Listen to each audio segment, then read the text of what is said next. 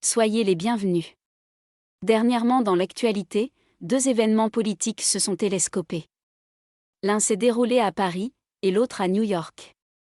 La presse réactionnaire française et celle du Maroc se sont réjouies de ce qu'elles ont nommé la défaite de l'Algérie. Naturellement, ce pays n'a subi aucun revers et ce sont ces marchands de la haine qui n'ont atteint aucun de leurs objectifs. Cette victoire apparente n'est en fait qu'un leurre. En effet, nous avons assisté à la célébration de la victoire des forces réactionnaires à l'Assemblée nationale française et ceux du régime marocain. Mais cette victoire fêtée à grand bruit est en vérité une défaite. En France, après 132 ans de massacres perpétrés en Algérie, on a encore l'impudence de cibler ce pays. Ces gens devraient se cacher, disparaître de la scène politique et médiatique, car ils poursuivent leur travail de sape et font l'apologie du colonialisme assassin sans être inquiétés. Certainement pour eux la vie d'un Algérien ne vaut pas celle d'un Français, riche de préférences. En règle générale, la vie des populations dites occidentales a plus de valeur que celle des peuples des pays du Sud. En France, cet état d'esprit est exacerbé par l'esprit revanchard. Les députés qui ont voté l'abrogation des accords franco-algériens de 1968 avaient de grandes attentes. Ils sont aveuglés par la haine de l'Algérie et la méconnaissance lamentable de la Constitution. Ce vote symbolisait tous les espoirs des conservateurs et des fascistes mais il ne fut qu'une simple résolution, sans aucune valeur. En effet, les traités internationaux sont du ressort de l'exécutif, c'est-à-dire le gouvernement et principalement le président de la République. Apparemment, ces députés ignoraient que ce n'était pas du ressort du législatif, en l'occurrence le Parlement. En effet, le Parlement ne peut que ratifier les accords internationaux. Admettons que le Parlement puisse abroger les accords franco-algériens de 1968. Que se passerait-il ? On reviendrait, tout simplement à l'accord antérieur, celui des accords d'Évian, qui consacrait la libre circulation totale des Algériens entre les deux rives de la Méditerranée. Donc, cette manœuvre des réactionnaires, non seulement elle n'a aucune valeur légale, mais en outre elle est totalement improductive. Elle va à l'encontre de l'objectif de ces rétrogrades. Paradoxalement, ce vote s'il avait été suivi des faits est en faveur des Algériens et non le contraire. Ces gens incompétents, ignorants, aspirent à gérer la France pour le compte de la bourgeoisie fascisante et des Français les plus riches. En outre, le traité de 1968 a été remanié à de nombreuses reprises, avec de plus en plus de restrictions, en faveur de la France et au détriment des Algériens. Si cet accord était si défavorable à la France, alors pourquoi l'État français l'a-t-il maintenu ? En outre, ces Algériens ne sont plus des manœuvres illettrées, mais des gens qualifiés, des cadres et par conséquent non concernés par cet accord. En fait, tout ce battage est une mascarade pour ternir l'image de l'Algérie et un mensonge destiné à obtenir les suffrages des Français, de conditions modestes et frustrées à qui on jette un os à ronger. Pendant que les regards sont fixés sur cet éternel bouc émissaire algérien, la bourgeoisie française poursuit son exploitation des salariés français. Elle engrange de plus en plus de biens, et possède toutes les richesses du pays dont leurs enfants hériteront et perpétueront leur mainmise sur la France. Ces réactionnaires français et leurs collègues marocains ont tous deux, également, fêté la résolution adoptée par le Conseil de sécurité de l'ONU, portant sur le statut du Sahara occidental.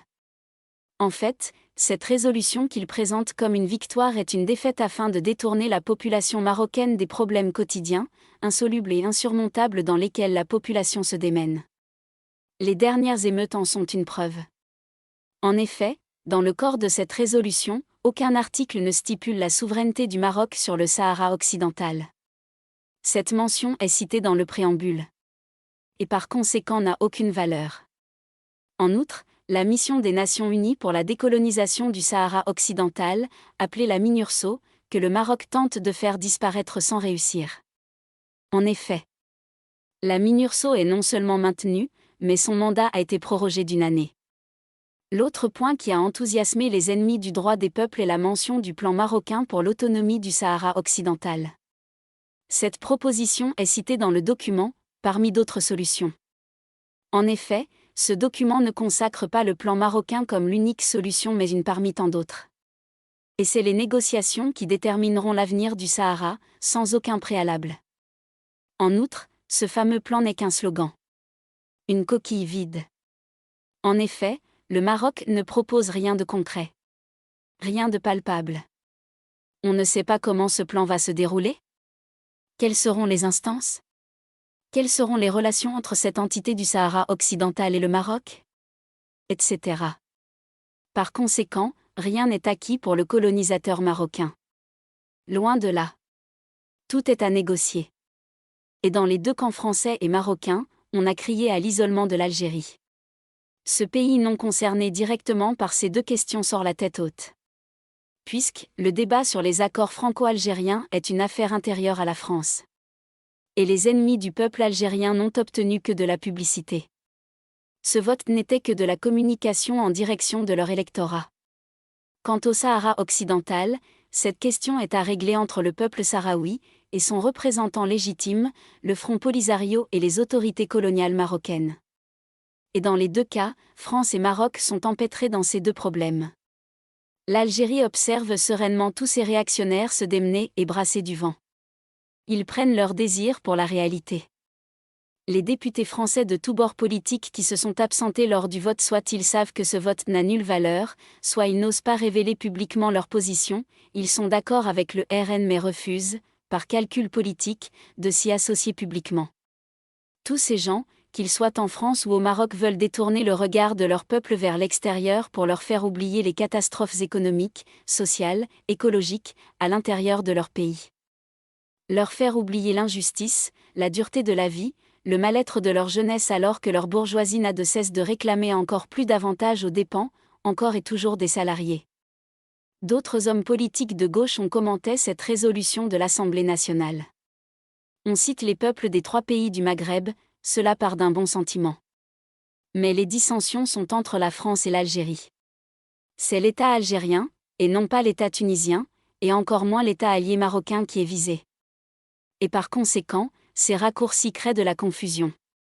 En effet, répétons-le, c'est l'Algérie qui est visée. Le Maroc est l'allié, et l'obligé de l'Occident impérialiste. Le peuple marocain n'a jamais profité des ressources de son pays. Et depuis l'annexion du Sahara occidental, les ressources de ce territoire profitent aux multinationales et au pouvoir royal marocain et ses alliés corrompus. Les richesses du Maroc n'appartiennent pas aux Marocains. Et ceux du Sahara occidental non plus. Ce nationalisme marocain interroge.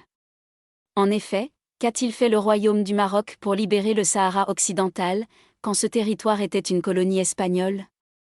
Où était cette fameuse armée marocaine? Le Maroc a préféré attaquer l'Algérie au lendemain d'une guerre de libération nationale, violente et cruelle. Et il s'est abstenu d'attaquer l'Espagne et de libérer le Sahara occidental, soi-disant marocain. Sans parler des colonies de Ceuta et Melilla. Le Maroc se comporte comme toutes les puissances coloniales. Elles agressent les peuples les plus faibles et les asservissent. À cette époque, l'Algérie était faible, de nos jours le Maroc évite le face-à-face frontal avec l'Algérie.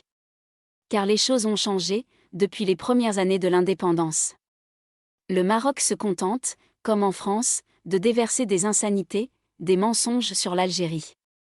Le cerveau de ces gens est un égout qui ne peut déverser que de la boue nauséabonde.